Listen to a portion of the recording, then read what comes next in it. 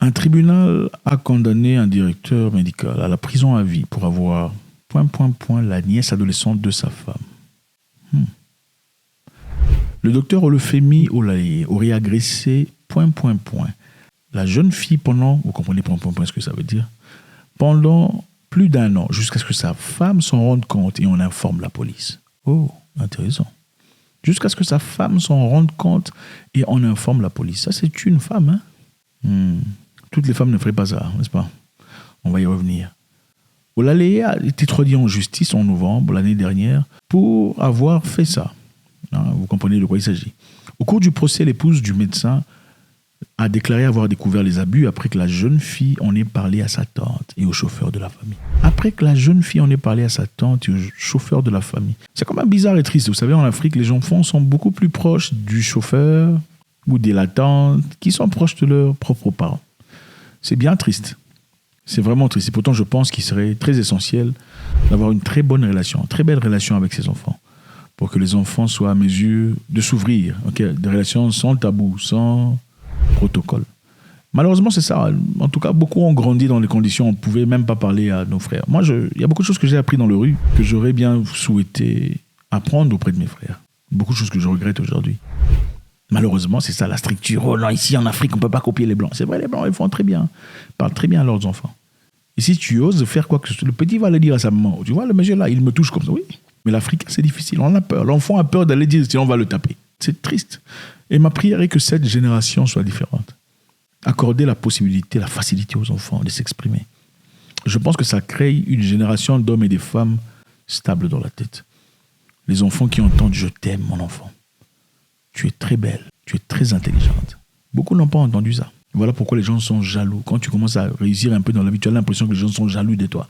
Et pourtant, personne n'est jaloux de toi. Il a également été accusé de l'avoir forcé de regarder des films... Le juge Oshodi a décrit le directeur médical de l'Optimal Cancer Foundation comme un délinquant dangereux qui a montré aucun signe de regret.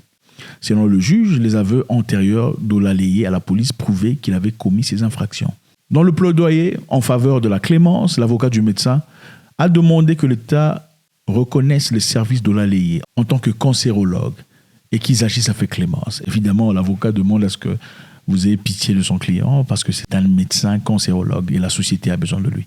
Mais le juge a rejeté le plaidoyer en déclarant qu'Olayeye devait être incarcéré pendant une longue période pour prouver que le système judiciaire nigérian désapprouvait les violences. D'abord, je dirais félicitations à la dame. En tout cas, bravo. Une maman qui se rend compte que sa nièce est en train d'être comme ça et va informer la police. C'est très rare dans ces communautés. Très rare, extrêmement rare. Beaucoup préféraient protéger leur mariage. Oui, il faut dire la vérité. Beaucoup préféraient protéger leur mariage que d'assumer cette grosse responsabilité. Je pense que c'est l'amour de sa sœur, la maman de l'enfant, certainement. Et aussi, je pense que c'est la force intérieure, le dévouement de soi. Bravo à cette dame qui a eu ce courage. Parce que beaucoup dans ces sociétés, malheureusement, ne le feraient pas. J'ai d'ailleurs vu un cas, il y a une fille que je côtoyais qui me disait, moi, tu sais, il m'est arrivé avec un pasteur. Le pasteur de l'église à l'époque m'a invité dans son bureau. Moi, je pensais que c'était un truc spirituel. Arrivé dans le bureau du pasteur, mais l'histoire était complètement différente. Sorti du bureau, je suis parti parler à quelqu'un, à une maman de l'église, pour lui dire la vérité. Oh non, tu vois, il ne faut pas faire ça. Tu vois, ma fille, ça c'est l'homme de Dieu. C'est un homme, la chair est faible, c'est vrai. Mais est-ce que tu es prête à assumer la responsabilité de toutes ces âmes qui comptent sur le pasteur? Si l'église ferme aujourd'hui, Dieu ne sera pas content vis-à-vis de toi. Il faut pardonner, tu vois, oui. Le pasteur, il faut protéger le pasteur, il faut prier pour lui. Tu vois, le Seigneur te bénit, c'est ça. Au lieu, évidemment, de soutenir cet enfant, à l'époque, lui accorder la force nécessaire pour aller dire la vérité, afin d'éteindre ces mensonges que l'on vit chaque jour, avec beaucoup de gens qui sont des imposteurs. Parce que si une personne normale, comme moi, qui ne suis pas pasteur, n'oserait jamais faire ce genre d'histoire, a quand même plus forte raison un pasteur qui est censé être moralement plus élevé que moi. Tu n'es pas digne d'être un pasteur, c'est simple. Tu n'es pas un homme de Dieu, tu es un homme de Satan. En fait, moi, j'ai l'impression que je suis l'homme de Dieu ici. Ouais. Comment est-ce qu'une personne censée être l'homme de Dieu puisse faire des choses? Et puis, en Afrique, on va essayer de le couvrir. Non, il ne faut pas détruire la famille.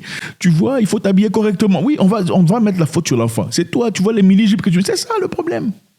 Et beaucoup de gens dans nos communautés sont incapables de s'exprimer. Il y a beaucoup qui regardent cette vidéo, ils se retrouvent. Dans les familles, il y a beaucoup de choses qui se passent. En Afrique, généralement, quand on a une sœur qui se marie à un monsieur argenté, qu'est-ce qu'on fait? On envoie certains de nos proches, n'est-ce pas, pour aller y habiter, avoir un avenir meilleur, n'est-ce pas? Avoir des belles opportunités. Si elle vit en ville, dans des bonnes conditions, on envoie l'enfant, ou peu importe, le niais, le cousin, le neveu. Mais la réalité sur place, elle est comment? On se pose beaucoup de questions. Bon, lui, c'est l'oncle ou c'est le mari de la tantine. Si j'ose parler, c'est lui qui me paye l'école. C'est lui qui... Ouais, c'est compliqué. Et puis si j'ose parler, est-ce que ma tante me défendra? Ouais, voilà pourquoi la raison pour laquelle la petite est partie parler au chauffeur et à une autre femme. Parce qu'elle ne savait certainement pas comment sa propre tante réagirait. Sinon, j'estime qu'il y a de fortes chances qu'elle aurait dit, si elle le savait certainement. Parce que la réalité est que dans la plupart de cas, en tout cas, les femmes défendent leur mari. J'ai rencontré une femme il y a très longtemps, en Afrique du Sud, à Cape Town, qui me disait, le copain, le petit ami de ma mère, avait l'habitude de me... Ouais. Je lui ai dit, ah bon? Oui, elle était en train de pleurer, oui. Et je lui ai dit, est-ce que tu en as parlé à ta maman? Oui, j'en ai parlé à ma mère. Ma mère m'a dit, il ne faut pas tuer ma relation. Tu viens ici dans la maison, tu mets des mini-jupes, il ne faut pas tuer ma relation, tu entends? Il ne faut pas tuer... Voilà, la maman a ses blessures, incapable de défendre sa fille. Il y a des gens comme ça, malheureusement. Incapables de faire... Bon, tu vas faire quoi? Tu dis à ta propre mère, elle te dit, il ne faut pas tuer ma relation. Et il n'y a pas que elle, il y a beaucoup de gens qui vivent ça. Et j'ai aussi vu récemment dans un post sur Instagram, c'était une vidéo des gens en train de faire, vous savez, le bruit là qu'on fait là, tout ça. Que vous faites. Et il y a une vidéo d'une personne avec une caméra qui regarde pendant que le bruit là est en train de passer. C'était la nuit, dans une chambre. Vous avez les chambres à plusieurs personnes. Il dit ça, c'est ce qui se passe quand nous partons tous chez grand-mère. Et les commentaires, il fallait lire les commentaires. C'est bouleversant. Ah oui, quelqu'un écrit. Ah oui, bon, ça, chaque famille a ces genres de personnes. Chaque famille a ces genres de personnes. Ah! Et les gens sont à l'aise dans les commentaires. Chaque famille a ce genre de personnes. Mais comment est-ce que ces familles sont devenues malades comme ça? Chaque famille a ce genre de personnes. Au fait, il y a des réels problèmes ici. Vous rencontrez des gens qui sont perturbés dans la tête, bouleversés dans leur esprit. Vous ne comprenez pas comment cette personne est bousillée dans la tête. Mais sans savoir ce que la personne a vécu dans sa vie. Et ce sont des choses qu'on ne vous dit jamais. Maintenant, pas te dire, moi, tu sais, moi, mon oncle me faisait ça. Jamais il dit ça. Mais ce sont des choses plus physiques, mentales, psychologiques et spirituelles. Des fardeaux incroyables que l'on porte et on fait subir les mêmes conséquences aux gens qui s'approchent de nos vies. Hein, c'est bien triste. Autant, je dirais, il y a beaucoup de gens qui sont dans les rues, qui sont malades dans la tête, qui n'ont pas un sens de contrôle. Et je pense qu'autant ils n'ont pas le droit de... Vous voyez un peu ce que je veux dire, parce que vous êtes habillé d'une certaine façon. Il est aussi important de votre part d'assumer votre part de responsabilité, de ne pas leur accorder cette opportunité, ou au moins de ne pas leur donner les éléments, les outillages dont ils ont besoin pour leurs impulsions. Ce n'est pas juste ce qu'ils font, c'est inacceptable, ce n'est pas tolérable. Mais vous, dans votre côté, assumez votre responsabilité. C'est-à-dire, mettez-vous de sorte à ne pas leur accorder la porte ouverte ou leur donner des idées. Ou, encore une fois, ce qu'ils peuvent faire est totalement incohérent, inacceptable. Mais vous, de votre côté, jouez votre rôle. Et je pense qu'il faut s'exprimer. Quelquefois, il faut avoir le courage de le dire. Même si nous vivons généralement dans des sociétés africaines où les gens sont incapables de s'exprimer. Il y a des endroits où vous partez à la police pour vous dire voilà ce qui s'est passé. On te dit mais c'est ton homme. Si tu es parti, tu étais là-bas de quelle heure à quelle heure?